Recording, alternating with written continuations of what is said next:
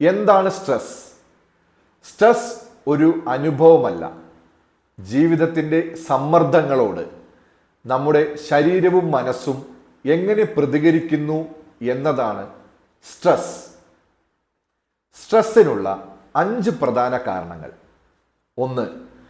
നമ്മുടെ ശരീരം ഒരു സ്ഥലത്തും മനസ്സ് വേറെ സ്ഥലത്തുമാണ്.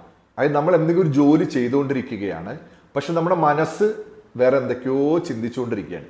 അപ്പോൾ ഉണ്ടാകുന്നതാണ് സ്ട്രെസ്. രണ്ടാമത്തത്, നമ്മുടെ എക്സ്പെക്റ്റേഷൻ. നമ്മളൊരു കാര്യം എക്സ്പെക്റ്റ് ചെയ്യുന്നു, പക്ഷെ റിയാലിറ്റി മാറിപ്പോകുന്നു. ഈ എക്സ്പെക്റ്റേഷൻ്റെയും റിയാലിറ്റിയുടെയും ഇടയ്ക്കുള്ള ഗ്യാപ്പാണ് സ്ട്രെസ്. മൂന്നാമത്, നമ്മുടെ ഇപ്പോൾ ഉള്ള സാഹചര്യങ്ങളോട് നമുക്ക് ആക്സെപ്റ്റ് ചെയ്യാൻ പറ്റാതെ വരുമ്പോൾ അതിനെ സ്ട്രെസ് എന്ന് പറയുന്നു.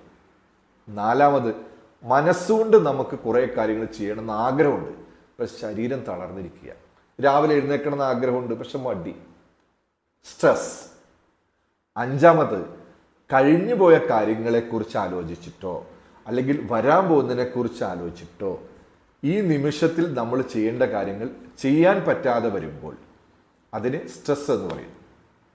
എന്നാൽ ഈ സ്ട്രെസ്സിനെ മറികടക്കാൻ നമ്മുടെ കയ്യിൽ ആയുധമുണ്ട്.